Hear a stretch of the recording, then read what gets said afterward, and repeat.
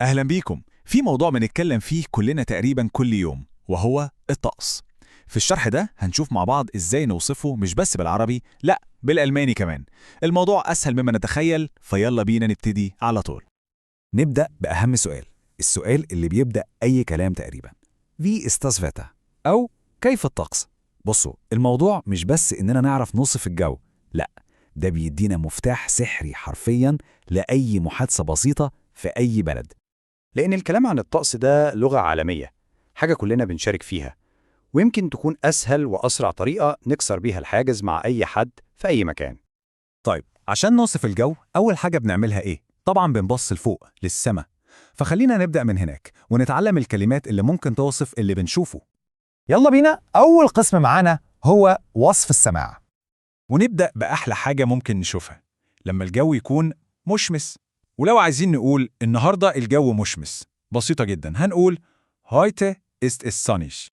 طيب، ولو السماء مش صافية ومليانة سحاب، ساعتها الكلمة هتكون bewölkt، يعني غائم. وممكن نوصف المشهد بجملة زي Der Himmel ist bewölkt، اللي معناها السماء مغيمة. نيجي بقى لحاجة مختلفة شوية. دي مش كلمة واحدة، دي جملة كاملة جاهزة على طول. Es regnet معناها ببساطة شديدة الدنيا بتمطر. جملة عملية ومباشرة، مفيش أسهل من كده. وآخر حاجة معانا في وصف السماء هي لما الرؤية تكون مش واضحة. هنا بنستخدم كلمة نيبلك، يعني ضبابي. والمثال اللي معانا بيقول Die Landschaft ist neblig، يعني المنظر الطبيعي كله ضباب. تمام، يبقى كده نلخص اللي فات بسرعة. معانا صنج يعني مشمس، وبوالكت يعني غائم، أسرجنت يعني الدنيا بتمطر، ونبلج يعني ضبابي. كده تقريبا غطينا كل اللي ممكن نشوفه في السماء.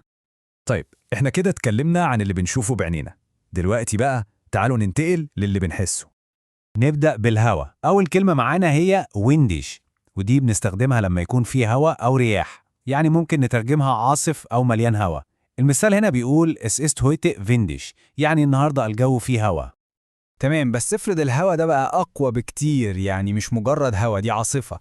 هنا بقى بنستخدم كلمة أقوى وهي stürmisch، ودي بتوصف الجو إنه هايج أو في عاصفة شديدة، والجملة هتكون Das Wetter ist stürmisch. ودلوقتي نيجي لأهم إحساسين وعكس بعض تماما، الحر والبرد. على الشمال عندنا هايس يعني حر جدا، وعلى اليمين العكس تماما، كالت يعني بارد جدا. وطبعا بين الحر الشديد والبرد القارس في الحالة اللي كلنا بنحبها، الجو warm اللي هو دافئ. وده بنستخدمه لما الجو يكون جميل ولطيف، زي المثال ده Es ist warm heute. وهنا بقى هنلاحظ حاجة مهمة. زي ما قارنا بين حار وبارد، اللغة عموما مليانة بالأضداد دي، ودي طريقة ذكية جدا بتساعدنا نفهم ونوصف العالم حوالينا بشكل أوضح وأعمق. والمثال ده بصراحة عبقري. كلمة زي شفير في الألماني ليها معنيين، تقيل في الوزن زي كتاب مثلا، وممكن تيجي بمعنى صعب، وعكسها كلمة لايشت اللي ممكن تكون خفيف زي البالونات أو سهل. شوفوا ازاي اللغة بتربط بين حاجة مادية زي الوزن وحاجة معنوية زي الصعوبة والسهولة. يعني في الآخر إيه اللي وصلنا له؟ إن كل كلمة اتعلمناها النهاردة مش مجرد كلمة، دي أداة جديدة معانا نقدر نستخدمها عشان نفتح بيها كلام. والفكرة الأهم هي دي، بشوية كلمات بسيطة بقى ممكن نوصف مش بس الجو، لا، إحنا نقدر نوصف العالم كله اللي حوالينا، من شكل السماء لدرجة الحرارة اللي حاسين بيها وحتى وزن الحاجات اللي بنمسكها. لو حسيتوا إن شرح النهاردة ساعدكم، يا ريت تدعموا القناة بلايك واشتراك، ده بيساعدنا جدا إننا نكمل ونقدم شروحات أكتر زي دي. شكرا لمتابعتكم، وأشوفكم في الدرس اللي جاي. مع السلامة.